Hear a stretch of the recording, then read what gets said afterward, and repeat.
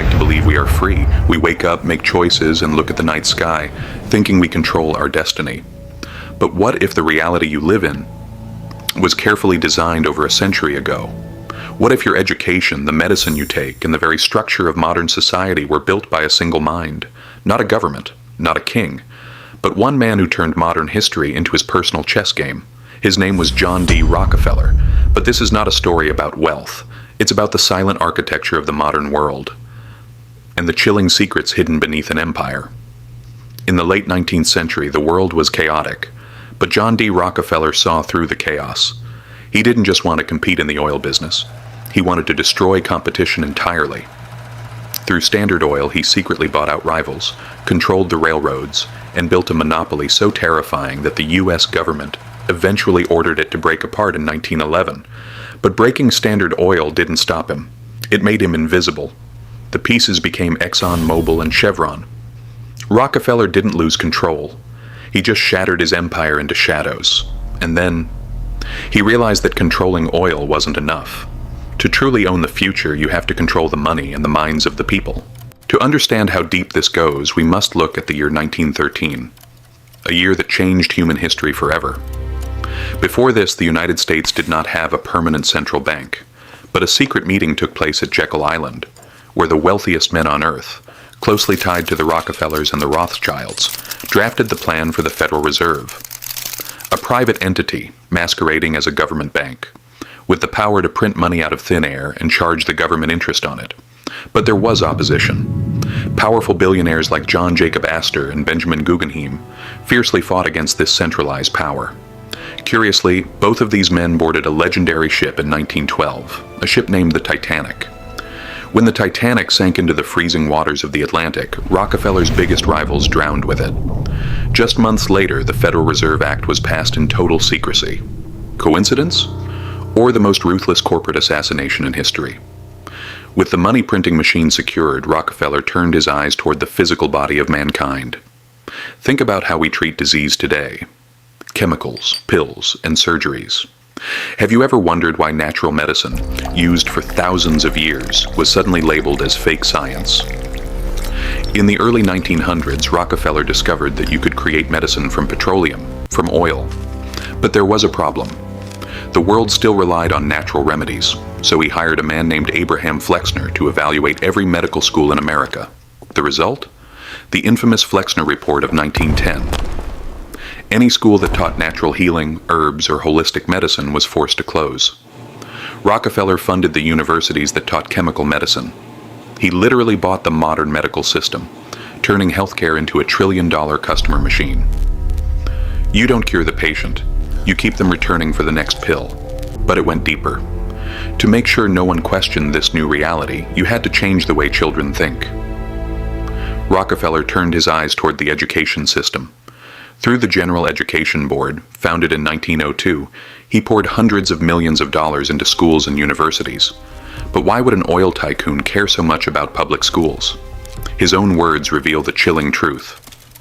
I do not want a nation of thinkers, I want a nation of workers. The modern school system, the 8-hour day, the ringing bells, the sitting in rows, the memorization without questioning, was deliberately designed to create obedient factory workers and corporate employees. People who are smart enough to do the mechanical work, but too tired and brainwashed to question the rulers. As the mid-20th century approached, the empire needed to secure its global dominance over oil. In the 1970s, a masterstroke of geopolitical manipulation was executed, the birth of the petrodollar. The Rockefellers, working through high-level politicians, made a secret deal with Saudi Arabia. The agreement was simple. Saudi Arabia would price all its oil exclusively in US dollars, and in return the US would provide military protection to the kingdom.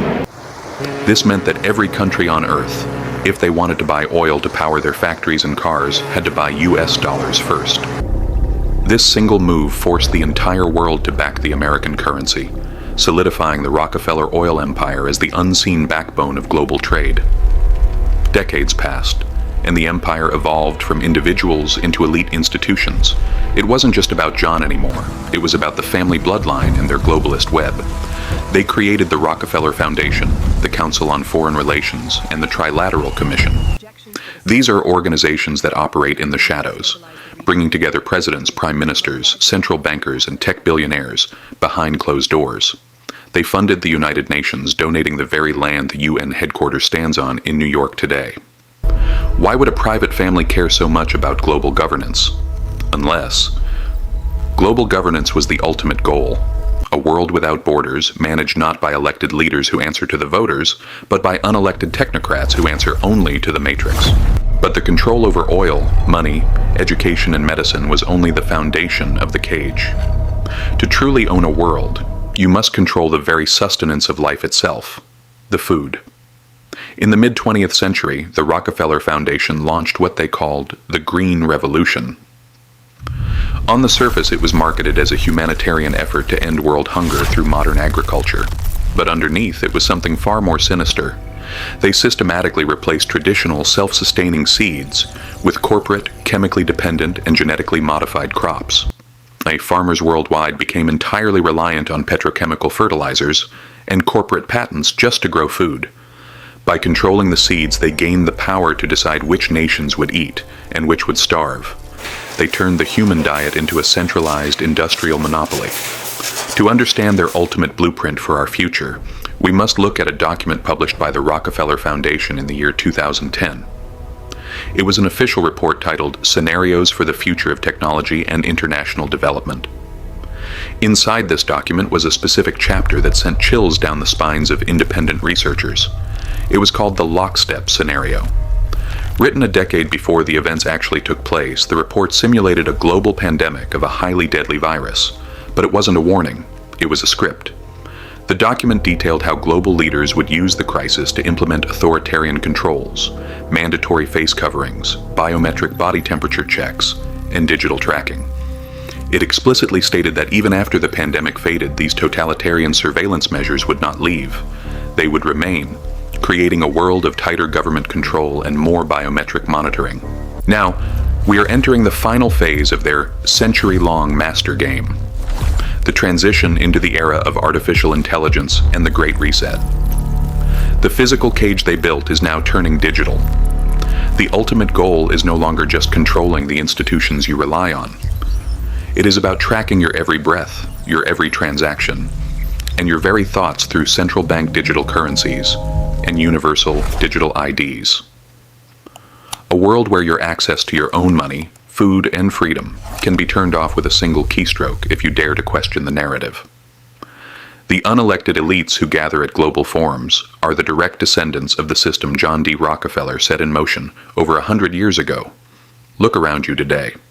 The global financial system, the food we eat, the agricultural industries, the pharmaceutical complex, and the mainstream media narratives. The fingerprints of this single family are permanently burned into everything.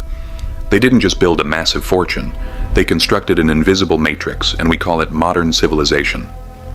We are born inside it, we work inside it, and we die protecting it, without ever knowing who holds the keys. So the next time you look at the world and feel a deep, haunting sense that something is fundamentally wrong, remember, you aren't crazy. You're just starting to see the wires of the machine. What do you think is their next move in this global chess game?